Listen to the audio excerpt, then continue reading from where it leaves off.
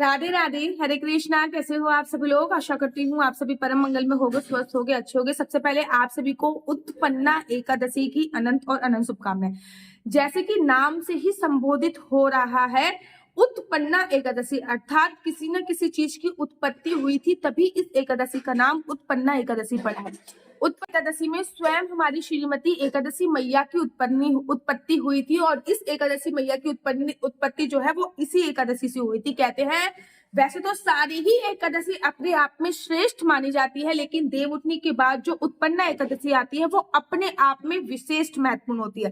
पूरे साल भर में 24 एकादशी आती है और जब भी लौन का महीना होता है तो उस वर्ष 26 एकादशी आती है। उसमें से कुछ एकादशी विशेष होती है, उसमें से एक एकादशी है जिसको उत्पन्ना एकादशी भी बोलते हैं। कहीं कहीं के इसको उत्पन्न एकादशी भी बोला जाता है। अलग अलग जगहों पे अलग अलग नामों से संबोधित किया जाता है। इसी एकादशी पे एकादशी मैया की उत्पत्ति हुई थी, इसलिए इस एकादशी को उत्पन्ना एकादशी के नाम से संबोधित किया जाता है। अगर अभी तक आपने एकादशी के व्रत का प्रारंभ नहीं किया तो ये बहुत शुभ एकादशी है जिसमें आप एकादशी के व्रत का प्रारंभ कर सकते हैं। सोचिए, जिस एकादशी पे एकादशी मैया की ही उत्पत्ति हुई वो एकादशी अपने आप में विशेष महत्वपूर्ण होगी, तो इस एकादशी से आप एकादशी का प्रारंभ कर सकते हैं। मैं हमेशा कहती हूँ कि एकादशी के व्रत के कुछ नियम होते हैं, जैसे कि एकादशी के जो व्रत होते हैं वो त्रिदिवसीय व्रत की श्रेणी में आते हैं, एक दिन का व्रत नहीं होता। प्रथम दिन जो होता है वो दसवीं तिथि पे आपको संपूर्ण ब्रह्मचर्य का पालन करना होता है। मतलब एकादशी से एक दिन पहले की जो तिथि होती है उसको दसवीं तिथि कहते हैं। एकादशी से एक दिन बाद की जो तिथि होती है उसको द्वादशी तिथि बोलते हैं। दसवीं तिथि पे आपको कुछ नियमों का पालन करना होता है, जैसे कि रात को पृथ्वी शयन करना होता है, संपूर्ण ब्रह्मचर्य का पालन करना होता है, किसी भी प्रकार की कोई काम वासना कीड़ा को अंजाम नहीं देना होता। दसवीं तिथि पर लहसुन, प्याज, मांस, मदिरा का सेवन नहीं करना होता। दसवीं तिथि पे सूर्यास्त के बाद भोजन नहीं करना होता। बड़े सारे लोग कहते थे कि सूर्यास्त के बाद भोजन ना करने के पीछे रीजन क्या है। एक्चुअली जब एकादशी तिथि प्रारंभ हो रही होती है तो हमारे शरीर में, हमारे पेट में अन्न का एक भी कण ना हो। दैट्स व्हाई द रीजन की दसवीं तिथि पे सूर्यास्त के बाद भोजन नहीं करना। तो दसवीं तिथि पे शाम के समय चावल खाने का भी कोई प्रावधान नहीं होता। और भैया मैं तो दसवीं तिथि पे चावल खाती ही नहीं हूँ। मैं चावल का त्याग दसवीं तिथि पे और एकादशी दोनों दिन ही चावल का त्याग करती हूँ और द्वादशी तिथि पे ही मैं चावल का सेवन करती हूँ। दसवीं तिथि पर ये जो है पृथ्वी शयन करना होता है। ये होते हैं दसवीं तिथि के नियम, ठीक है ना। दसवीं तिथि पे किसी भी प्रकार का लहसुन, प्याज, मसूर की दाल, मूली, गाजर, बैगन का सेवन नहीं करना होता। एकादशी वाले दिन सुबह सुबह ब्रह्म मुहूर्त में उठना होता है और सारे काम से निवृत्त होकर मतलब स्नान कीजिए और स्नान के पानी में कुछ ना कुछ अवश्य डालिए। देखिए, सादा पानी से स्नान करने का भी फल है, लेकिन सादा पानी के साथ साथ अगर आप उसमें गंगा जल डाल लो, और जैसे कि उत्पन्ना एकादशी है जो कि आती है आपके अघान के महीने में, अघान के महीने में यमुना जल से स्नान करने का विशेष महत्व है। तो अगर आपके आसपास यमुना जी की नदी पड़ती है, कोई मेरा वीडियो दिल्ली या वृंदावन के आसपास से देख रहा, तो आपके आसपास यमुना जी पड़ती है, वहां से एक रात पहले पानी ले आओ। अगर आप सुबह सुबह नहीं जा सकते तो अपने जल में डाल के स्नान कर लो। अगर आप सुबह सुबह जा सकते हो तो बहुत ही अच्छी बात है। अगर नहीं हो सकता तो आप गंगा जल डाल के भी स्नान कर सकते हैं। डाल के नहीं तो आप स्नान कर सकते हो। मतलब हमारी 7 देव नदियां हैं, 7 देव नदियों में से किसी का भी जल डाल के स्नान कर सकते हैं। अन्यथा दूध डाल के स्नान कर सकते हैं, अन्यथा आंवले का रस डाल के स्नान कर सकते हैं, अन्यथा नींबू डाल के स्नान कर सकते हैं।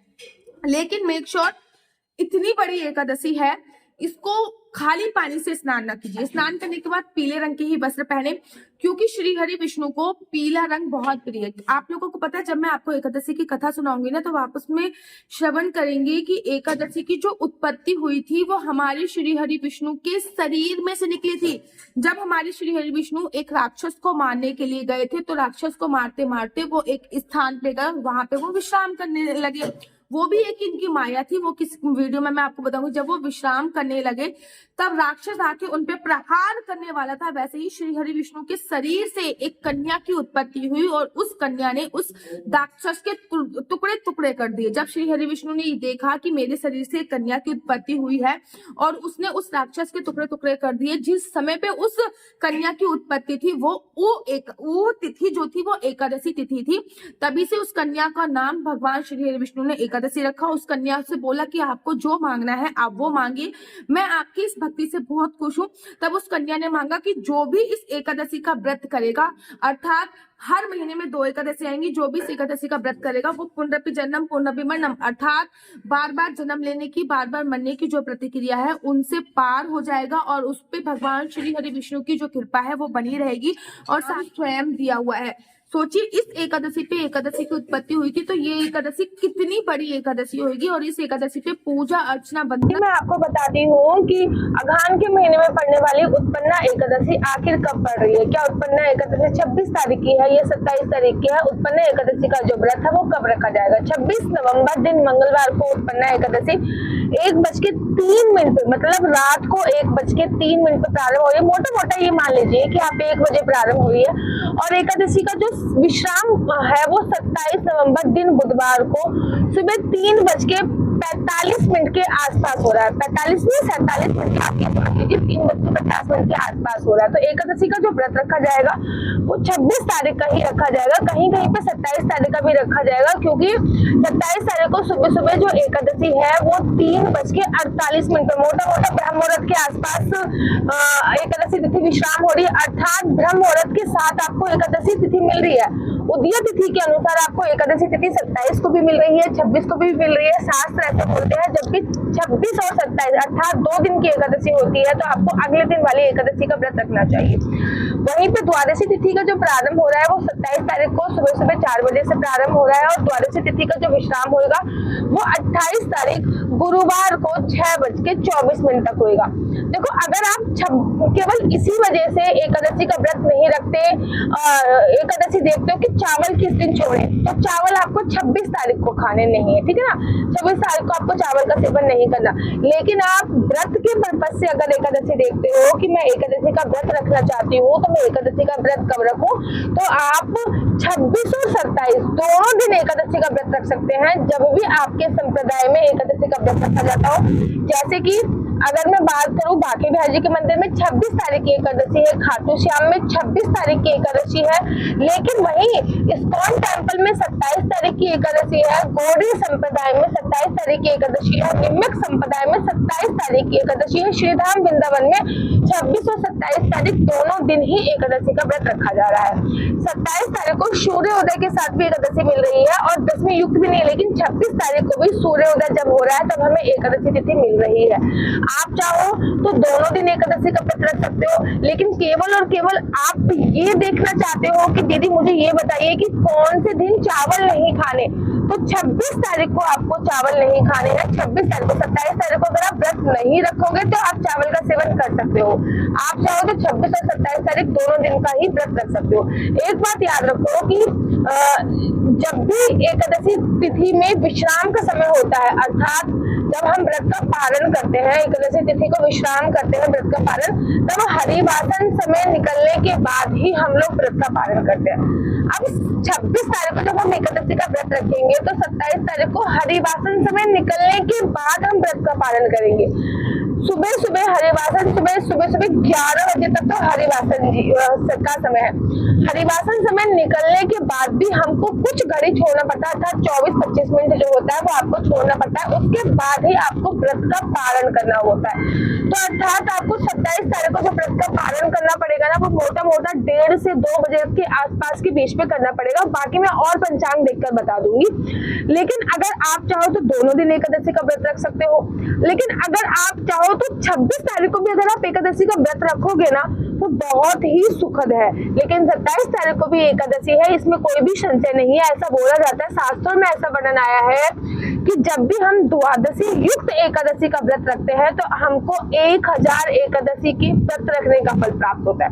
अगर आप द्वादशी युक्त एकादशी का व्रत रख रहे हो तो आपको 1000 एकादशी के व्रत रखने का फल प्राप्त हो रहा है। तो आप चाहो तो 26 तारीख को भी व्रत रख सकते हो, आपको पूरी एकादशी का व्रत रखने का फल प्राप्त होगा। कोई 10वीं तिथि नहीं है, उदय तिथि के अनुसार एकादशी है, लेकिन व्रत का पालन आपको 12 बजे के बाद ही करना है 27 तारीख को। आप चाहो तो 27 तारीख को भी एकादशी का व्रत रख सकते हो, और उसका जो व्रत का पालन है वो 28 तारीख को आपको सुबह सुबह करना होगा। आप चाहो तो दोनों दिन एकादशी का व्रत रख सकते हो। ये कंफ्यूजन दूर कीजिए कि अगर आप लोग निर्जला व्रत रखते हो, बड़े सारे लोग ऐसे भी होते हैं जो निर्जला व्रत रखते हैं। अगर आप लोग निर्जला व्रत रखते हो तो आप ऐसा कर सकते हो कि एक दिन आप निर्जला व्रत रख लीजिए, एक दिन आप फलाहार से व्रत रख लीजिए, वो पूरी तरीके से आप पे निर्भर होता है। तो एकादशी जो है वो 26 और 27 तारीख दोनों दिन मनाई जा रही है। अभी भी मैं ये बोलूंगी, यहाँ पे आपके संप्रदाय में जहां पे भी जिस प्रकार से एकादशी बनाई जाती है आपको उस प्रकार से एकादशी बनानी है। आगे की वीडियो में मैं आप लोगों को बताऊंगी कि मैं एकादशी का व्रत कब रख रही हूँ, 26 तारीख को या 27 तारीख को। उत्पन्ना एकादशी की पूजा विधि क्या है, उत्पन्ना एकादशी पे भगवान श्री हरि विष्णु का पसंदीदा एक भोग क्या है, क्योंकि हर एकादशी पे भगवान श्री हरि विष्णु को कोई ना कोई एक भोग, पसंदीदा भोग लगाया जाता है। आगे की वीडियो में हम लोग जानेंगे कि उत्पन्ना एकादशी पर हम श्री हरि विष्णु को क्या पसंदीदा भोग लगा सकते हैं। तो उत्पन्ना एकादशी पर अगर नया व्रत प्रारंभ करना चाहते हैं तो बिल्कुल बेफिक्र होकर उत्पन्ना एकादशी पर नया व्रत प्रारंभ कर सकते हैं। और अगर आप कुछ खास एकादशी का व्रत रखते हैं, जैसे कि निर्जला हो गया या फिर देवउठनी एकादशी हो गई, तो उत्पन्ना एकादशी भी बहुत खास एकादशी है। जिस दिन उत्पन्ना एकादशी की उत्पत्ति हुई थी, इसलिए इसको उत्पन्ना एकादशी बोलते हैं। तो आप जरूर और जरूर रखिए। आप 26 और 27 दोनों दिन व्रत रख सकते हैं, या फिर आप 26 या 27 किसी भी एक दिन भी व्रत रख सकते हैं। लेकिन व्रत का जो पारण का समय है वो मैं आपको अगले वीडियो में बताऊंगी, क्योंकि पारण का एक विशेष महत्व होता है। पारण सही समय पे किया जाता है, हरिवासन समय निकलने के बाद ही पारण किया जाता है। पारण कैसे करना है, कब करना है, इसके लिए आपको मेरी दूसरी वीडियो देखनी पड़ेगी। और मेरा नंबर है 429202565। मैं दोबारा से बताती हूँ, 429202565। आपका बच्चा जॉब करेगा या बिजनेस करेगा, बिजनेस करेगा या जॉब करेगा। अगर जॉब करेगा तो किस फील्ड में जॉब करेगा, किस चीज की उसको पढ़ाई करनी चाहिए, किस चीज का उसको बिजनेस करना चाहिए, सब आप में से एक कुंडली के माध्यम से जान सकते हैं। याद रखिए, आपकी शादी का योग कब बन रहा है, संतान प्राप्ति का योग कब बन रहा है, किसी भी प्रकार का कोई शुभ मुहूर्त निकलवाने के लिए आप में से इस नंबर पे संपर्क कर सकते हैं। याद रखिए, इस नंबर पे आपको पहले अपॉइंटमेंट लेनी होती है। इस नंबर पे किसी भी प्रकार से कोई क्वेश्चन आंसर पूछने के लिए मुझे फोन मत कीजिए। ये नंबर केवल और केवल कुंडली दिखाने के लिए, लेकिन कुंडली दिखाना बिल्कुल भी फ्री नहीं है। कुंडली दिखाने के थोड़े से चार्जेस है। अगर आपको मेरी वीडियो अच्छी लगती है तो आप अपने यूट्यूब चैनल हरि बोल को लाइक शेयर सब्सक्राइब करना बिल्कुल भी मत भूलिए। तब तक के लिए मुझे दीजिए इजाजत। आप सभी को उत्पन्ना एकादशी की अनंत और अनंत शुभकामनाएं। भगवान श्री हरि विष्णु की कृपा आप पर सदैव बनी रहे, ऐसी मैं परम मंगल में कामना करती हूँ। तब तक के लिए मुझे दीजिए इजाजत। राधे राधे, हरे कृष्णा, हरि बोल।